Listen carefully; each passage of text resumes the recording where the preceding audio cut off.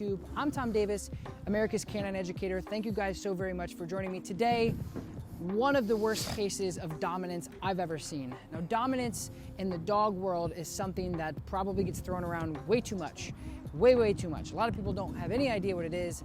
What is it? People think that if your dog doesn't sit, they're dominant, or if they don't come, they're dominant. I don't think anybody says that. Necessarily. Truly They usually say they're stubborn if they don't sit or down. Not dominant. That's a little different. dominant dog is a dog that will actually have a problem with you telling them what to do, even if they know what you want them to do. So getting them off the couch, putting them into a crate, and them coming after you, redirecting, and completely fighting with you during that time. Now this dog, I want to be extremely clear with you guys because I don't want this video to come off the wrong way. This dog is completely fine all the time unless you tell it what it can and can't do. So in this session, you'll see me break down the entire process of what I would do in a situation like this, and really some of the ideas that you guys can take from this is how I approach it and how we started to adapt as the dog started changing in behavior.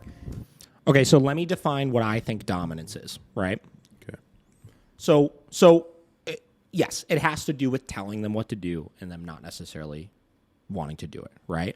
But I always talk about, like, if your dog is not listening to you, typically speaking, it's always going to be one of two things. It's going to be a clarity issue or it's going to be a motivation issue, right? The dog is not going to either be clear, right, with what is expected of them, or they're not going to be motivated enough in order to do it, right?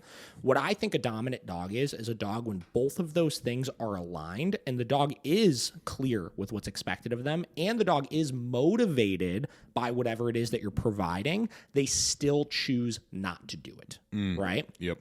They have a very, very strong fight drive to them, right? So when presented with a motivation that they may actually really not like they want to avoid the consequence, right? Yeah. They want to avoid whatever pressure you're putting on them to try to get them to do something. Their fight drive is stronger than their flight drive. So instead of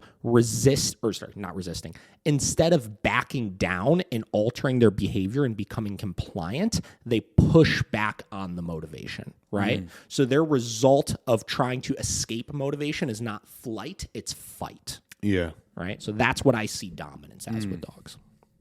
Now, to also be clear, dominance does not always equate to aggression, right? And I don't think he's necessarily saying that here, obviously. Yeah. But dominance simply could be the dog that pushes back on you and realizes they can kind of, bully you around, or they could avoid these pressures by getting you to do things instead. And essentially, they're in this position of social hierarchy where they think that they're above you.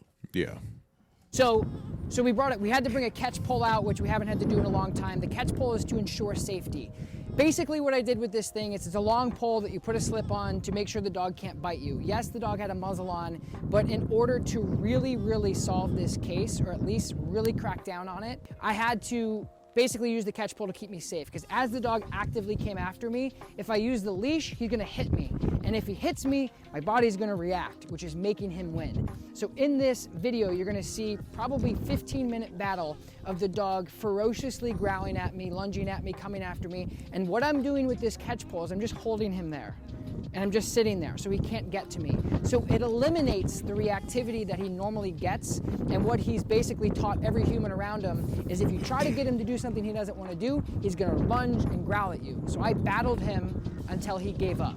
It isn't an alpha thing, it isn't a dominant thing. I just had to explain to him, you know what, dude, from now on, when you do. Well, if dominance is the dog thinking that they are in a higher position than you, then yes, you winning in this situation kind of is a dominance thing, right? The only way to get past dominance issues with a dog is to show them that ultimately you are still more dominant than they are, right? Also, here's the problem with catch poles, right? We have a catch pole at the facility, right? And we have used it on maybe one occasion that I can think of.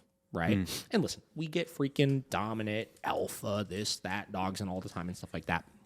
The problem with a catch pole is it makes everything 10 times worse because leashes are restrictive. We talk about that. We talk about the fact that a leash can amplify a dog's behavior because, again, it taps into fight or flight, and they have much less of an ability of flight when they're on a leash, obviously. But at least they can move a little bit. At least they have a 4 to 6 foot radius that they can kind of move around within and stuff like that.